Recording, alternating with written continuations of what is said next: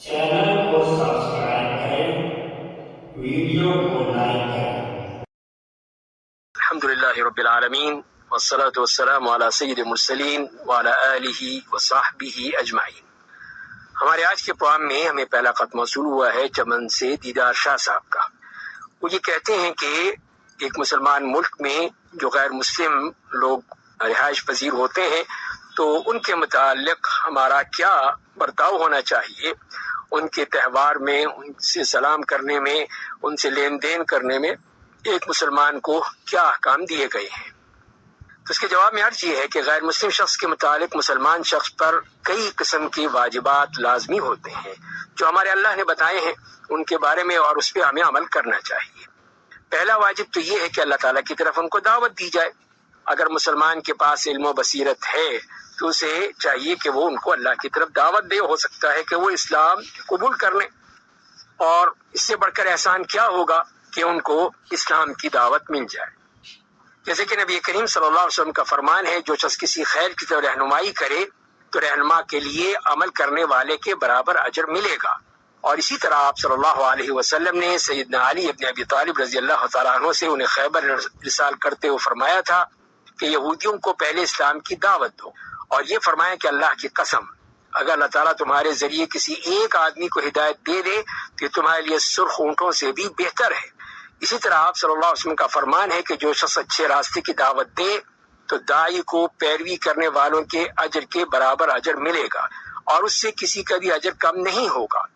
और दूसरा वाजिब ये है कि अगर कोई गैर मुस्लिम शख्स है, उसने पनाह ली हुई है, यानी हमारे मुल्क में रहता है, तो एक तरह से हमारा और उसका मुआहिदा है, तो मुसलमान उस पर जानी और माली जुल्म ना करे, ना ही उसकी इज्जत पे हमला करे, ना उसके जायदाद पे, ना और किसी किस्म की चीज पे, बल्कि गैर मुस्लिम को उसके सारे हुकूक अदा किए जाएंगे।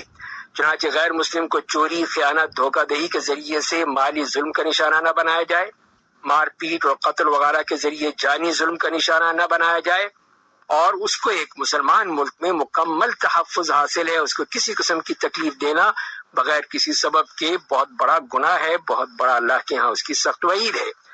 और तीसरी बात यह है कि ऐसे गैर मुस्लिम के साथ खरीदो फरोख्त, किराएदारी का मुआहदा, इसमें कोई हरज नहीं है, क्योंकि नबी करीम सल्लल्लाहु अलैहि वसल्लम ने जब भी थे मक्के में थे तो वहाँ पे मुशरिकीन थे, उनसे भी आप लेन देन किया करते थे। मदीने आए तो यहूदी थे, वहाँ पे उनसे भी लेन देन होता था। यहाँ तक कि आप सल्लल्लाहु अलैहि वसल्लम की जब इंतकाल हुआ तो आपकी ज़िरा एक यहूदी के पास आप सल्लल्लाहु अलैहि वसल्लम के अहले खाना के राशन के एवज गिरवी रखी हुई थी। और चौथी बात है, सलाम के बारे में हमें यह हुक्म दिया गया कि हम सलाम करने में इब्तिदा ना करें। अगर वो सलाम करें तो जवाब दे दें, और उसकी दलील यही है कि जैसे रसूलुल्लाह सल्लल्लाहु अलैहि वसल्लम ने फरमाया है कि उनको सलाम करने में पहल मत करो। इसी तरह आप सल्लल्लाहु अलैहि वसल्लम का फरमान है, जब तुम्हें अहले किताब सलाम कहे तो कह दो वालेकुम। तो ये हमें तरीका बता दिया गया है, जैसे कि खुद रसूलुल्लाह सल्लल्लाहु अलैहि वसल्लम ने इसी के मुताबिक अमल किया है। और इन्हीं हुकूक में पड़ोसी के साथ उसने सलूक भी शामिल है। अगर आपके पड़ोस में कोई गैर मुस्लिम रिहाइश पजीर है तो आप उसे पड़ोसी होने की वजह से तकलीफ मत दें, बल्कि अगर गैर मुस्लिम शख्स गरीब है तो उसे सदका दे, तहाइफ दे, मुफीद मशवरा दे, नसीहत करे। हो सकता है वो इस तरह आपकी तरफ रागिब हो जाए और इस्लाम कबूल कर ले। वैसे भी पड़ोसी होने की वजह से उसे पड़ोसी के हुकूक हासिल होंगे। रसूलुल्लाह सल्लल्लाहु अलैहि वसल्लम का फरमान है कि जिब्रील मुझे पड़ोसी के बारे में इतनी नसीहत करते रहे, यहाँ तक कि मुझे गुमान होने लगा कि पड़ोसी को भी वारिस बना दिया जाएगा। चुनाचे अगर पड़ोसी गैर मुस्लिम है तब भी उसे पड़ोस का हक हासिल है। अगर वो पड़ोसी होने के साथ साथ रिश्तेदार भी हो तो उसका दोहरा हक है, पड़ोसी होने का भी और रिश्तेदारी का भी। अगर गैर मुस्लिम पड़ोसी गरीब है तो उसे ज़कात से हटकर माली सदका दे दिया जा सकता है।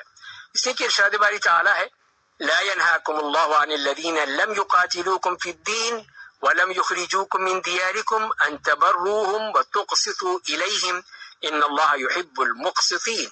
कि जिन लोगों ने तुमसे दीन के बारे में लड़ाई नहीं लड़ी, तुम्हें जिला वतन नहीं किया, उनके साथ सुलूक को एहसान करने और मुनसिफाना भले बर्ताव करने से अल्लाह ताला तुम्हें नहीं रोकता, बल्कि अल्लाह ताला तो इंसाफ करने वालों से मोहब्बत करता है।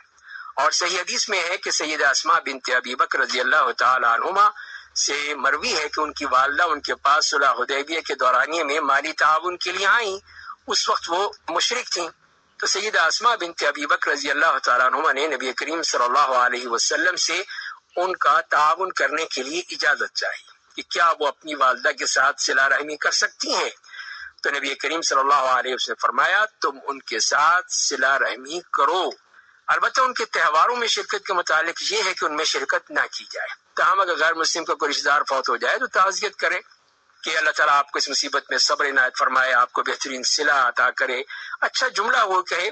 مغفرت و رحمت کی دعا تو نہیں ہو سکتی، لیکن یہ ہے کہ ان کے لیے اچھی دعائیں جس سے وہ مطمئن ہو جائے وہ کرنا جو ہے اس میں کسی قسم کا حرج نہیں ہے، وہ ہم کر سکتے ہیں.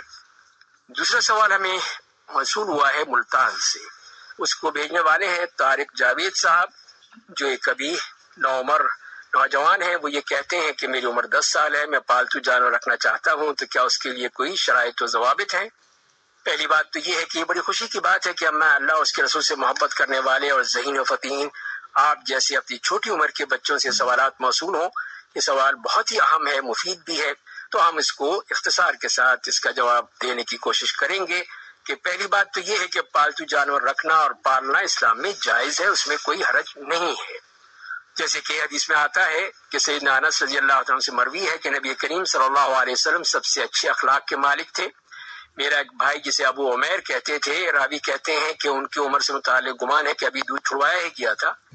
جب بھی نبی کریم صلی اللہ علیہ وسلم کے پاس آتے تو آپ فرماتے تھے ابو عمیر آپ کی نغیر نے کیا کیا، یعنی آپ کی بلبل نے. وہ بلبل ان کے ساتھ کھیلا کرتے تھے، تو یہ ایک پرندہ تھا. تو اس میں ہمیں جو احکام ملتے ہیں اس میں یہ ہے کہ کتے کو نہ پالا جائے، اس نے کہ اس کو حرام قرار دیا ہے، صرف چوکی داری شکار کے لیے اس کی اجازت دی گئی ہے. دوسری بات یہ ہے کہ جانور پالتے ہوئے حد سے تجاوز مت کرے، کیونکہ معاملہ قابل مذمت فضول خرچی تک پہنچ جائے گا. تو لہذا پھر اس میں اتنا ہی رکھیں جتنے آپ کر سکتے ہیں، اس سے بڑھ کر نہ کریں.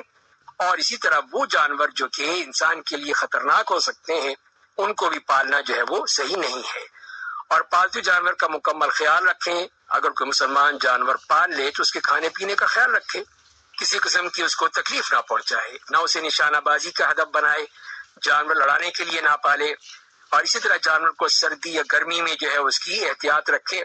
اور ہمیں رسول اللہ صلی اللہ علیہ وسلم سے ملتا ہے کہ آپ نے فرمایا کہ ایک شخص راستے میں سفر کر رہا تھا، اسے پیاس لگی تو اسے راستے میں کنواں ملا اور اس میں اتر گیا، پانی پی لیا. جب باہر آیا تو اس نے کتے کو دیکھا جو رہا تھا اور پیاس کی شدت سے گیلی مٹی کھا رہا تھا. اس شخص نے سوچا اس وقت یہ کتا بھی پیاس کی اتنی ہی شدت میں مبتلا ہے جس میں میں تھا. چنانچہ وہ کنویں میں اترا، اپنے موزے میں پانی بھر کر اس نے کتے کو پلایا. اللہ تعالیٰ نے اس کے عمل کی قدر فرمائی، اس کی مغفرت فرما دی. اس پر صحابہ کرام نے پوچھا یا رسول اللہ کیا جانوروں میں بھی ہمیں اجر ملتا ہے؟ تو آپ نے فرمایا کہ ہاں، ہر زندہ جانور میں اجر ہے. تو اسی سے معلوم ہوا کہ ہمیں اس طرح جانوروں کے بارے میں بھی تاکید کی گئی کہ ہم ان کے ساتھ کسی قسم کی زیادتی نہ کریں بلکہ ان کا خیال رکھیں. اللہ تعالیٰ ہمیں عمل کرنے کی توفیق عطا